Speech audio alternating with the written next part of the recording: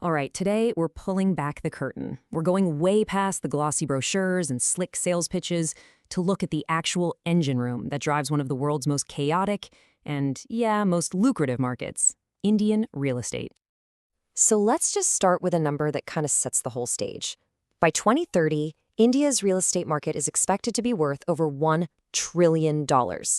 It's a massive, massive opportunity, but figuring out how to navigate it, well, that's a whole other story.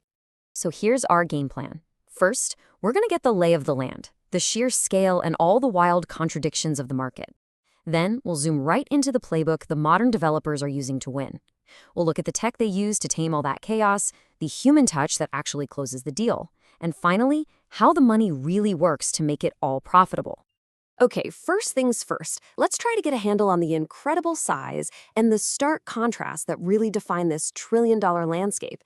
It is absolutely a market of extremes, and if you don't get that, you can't understand the challenges or the opportunities.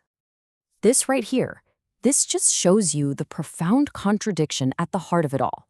On one side, you have these super luxe condos in Mumbai, some of the most expensive you can find anywhere in the developing world, and on the other, the reality for most people is living in a space that's smaller than a single parking spot. It's not just a market, it's like two completely different worlds living right next to each other. And you can imagine this creates some huge operational headaches. I mean, developers are literally drowning in leads from dozens of different places. The sales process can drag on for years. And then you layer on these deep structural issues, like the fact that over 42% of Mumbai lives in informal housing, plus the constant risk of corruption. It's a chaotic environment for sure, where fortunes can be made and lost just as fast. So how does anyone actually win in all this chaos? Well, that's where the modern developer's playbook comes in. Let's take a look at how the pros do it. And to make this feel real, let's talk about a big-time player, the Lodha Group. These guys are consistently at the top of their game in India, and not just because they build tall towers, but because they've built a system to master this incredibly complex world. And hey, this isn't just hype. This quote from their own financials puts hard numbers on their success. They delivered their best second quarter ever, with pre-sales hitting almost 46 billion rupees. In a market this messy, that kind of consistent result is pretty much the holy grail. Which brings us to the big question, right? How do they actually do it? How do you build a predictable, high-growth machine in a market that's famous for being unpredictable? Turns out, the answer has two main parts. The first part of that answer is technology. It's all about finding and plugging all the little holes where revenue just quietly slips away. And you do that with tools designed specifically to bring some order to the chaos. And this is the core problem right here. For a lot of developers, up to 40% of the leads they get, we're talking about people who've raised their hand and said, "I'm interested." They never get a proper follow-up. They just disappear into a black hole. This isn't just a sales issue. It's a multi-billion-dollar blind spot, a massive self-inflicted wound. The foundational tool you need to fix this is a specialized real estate CRM. You can think of it like an air traffic control system, but for leads. It's not some generic sales tool.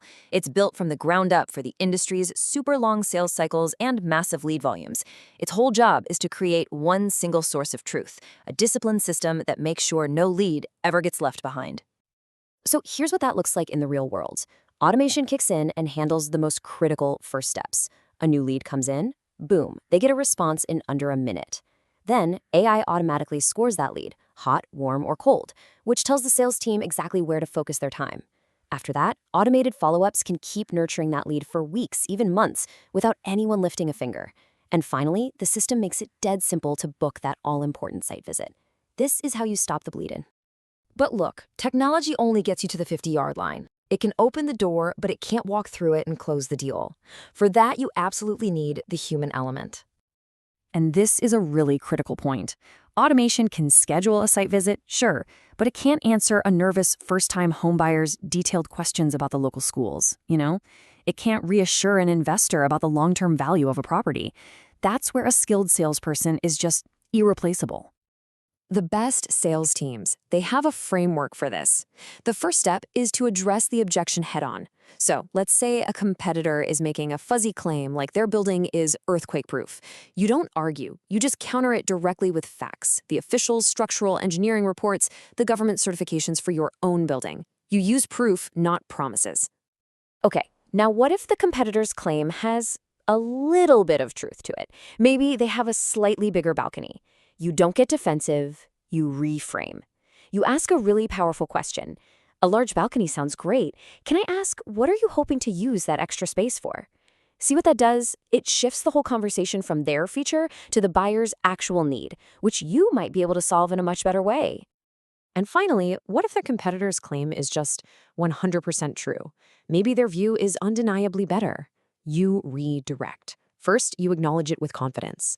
You're right. They have a fantastic view from that tower. That builds so much trust. Then you pivot. But let's talk about the commute to your office, which from our location is 30 minutes shorter every single day. It's a confident, powerful, and honest move. So you've tamed the chaos with technology, and you've mastered the human art of the close. But how does this all actually make money? Let's peel back the last layer, the financial engineering that turns all this hard work into real profit. This table is incredibly revealing. You see, developers often use something called a Joint Development Agreement, or JDA. Basically, instead of buying the land themselves, they partner with the landowner. This means their upfront cash investment is way, way lower. They just have to cover stuff like deposits and fees. And the result? Over about 18 to 30 months, they can see a 3 to 4 times return on their equity. If they bought the land themselves, their investment would be way higher, and the return is closer to 2x. The financial model is just as important as the sales model. And when this entire playbook, the tech, the sales skills, the smart financing, when it all comes together and is executed well, the payoff is huge. For a plotted development project, which is a really popular model in India, the typical gross profit margin is somewhere between 30 and 40%. That's the reward for building a truly well-oiled operational machine. So, to wrap it all up, the winning playbook is really about these 4 things. First, you have to understand the market's massive scale and its deep contrasts. Second, you use technology to create order out of chaos. Third, you master the human art of building trust and handling objections. And fourth, you back it all up with smart financial models that deliver strong returns. And that leaves us with one final big question to chew on. In a market that's becoming more and more driven by technology and process, is the ultimate differentiator still the one thing that's uniquely human, the ability to connect with someone and build genuine trust? Or will technology eventually figure out how to automate that too? Something to think about. Thanks for tuning in.